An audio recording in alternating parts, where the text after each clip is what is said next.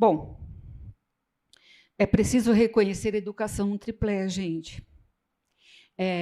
Precisa retroceder um pouquinho para a gente ver o que está por baixo e por trás disso tudo. Está nos bastidores e lá na salinha ainda, lá né, naquela do bastidor, do bastidor, do bastidor. Ou seja, pensar como o ser humano aprende é um triplé. O ser humano aprende, o ser humano que queremos formar, e, em terceiro, o triplé é como planejar tudo isso em função desses dois elementos. Porque, assim, a tecnologia ela é muito linda, ela é atraente, atrativa, né?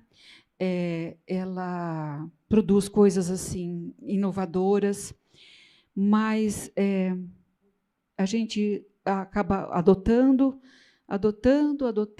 e assim, e depois assim fica num vazio, assim, para que eu posso usar isso, aquilo, aquele outro, né?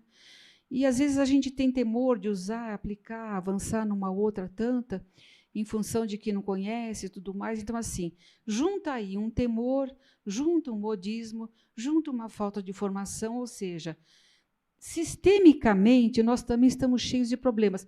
Não são todos os pontos que têm que ser pensados sistemicamente, mas todos os pontos no que eles funcionam e no que eles não funcionam. Que atenção eu tenho que dar para cada um.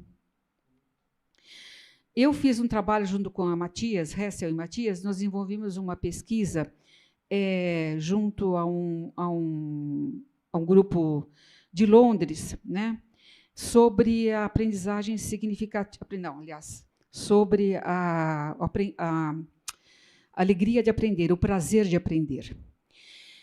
E foi muito interessante, porque nós partimos de uma base de dados bastante grande, porque nessa pesquisa foram vários grupos que participaram, e estivemos, então, avaliando as falas dos alunos em função daquilo que eles tinham como mais interessante e o que dava prazer aprender. Nós analisamos todas as falas e fizemos uma abordagem teórica para subsidiar e entender todas essas falas. E nós usamos dois conceitos, a aprendizagem significativa do Ausubel e o conceito sobre compreensão de Morin. Eu vou falar rapidamente o que é aprendizagem significativa, porque esses dois conceitos e essa experiência, só isso já gerava uma outra palestra para vocês, uma outra fala. Tá?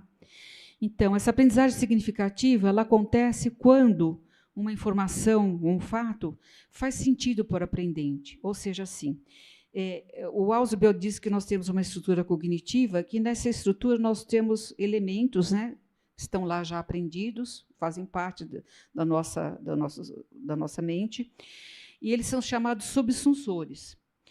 E na medida em que as informações novas vêm, elas vão se acomodar junto com esses subsunsores que já existem. Então, assim, se eu vou querer ensinar física quântica para uma criança de 10 anos, eu não vou encontrar subsunsor nenhum, né? Nada, fica todo assim, completamente desconectado, vazio, longe, enfim. Mas, assim, esse conceito, né, da proximidade daquilo que eu tenho como estrutura cognitiva, não é só o Ausubel que trabalha. Existe também o Vygotsky, quando fala da zona de desenvolvimento proximal, né? Quem conhece. Existe o Piaget, né? Enfim, e vários outros. E a compreensão, né? Que é o segundo conceito que nós trabalhamos, que ele tem a ver com o Morin, com a complexidade, né? E que é um dos itens citados nos 7 saberes para a educação do futuro.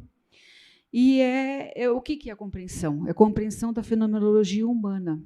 Porque, assim, na escola, às vezes, a gente aprende assim, vamos aprender o corpo humano. O corpo humano tem cabeça, tronco e membro. E os membros aqui, olha, os ossos, esse se chama isso tem esse nome, esse é o úmero, isso é o... Só. Enfim, fizemos uma varredura sobre a relação, né, dos ossos componentes.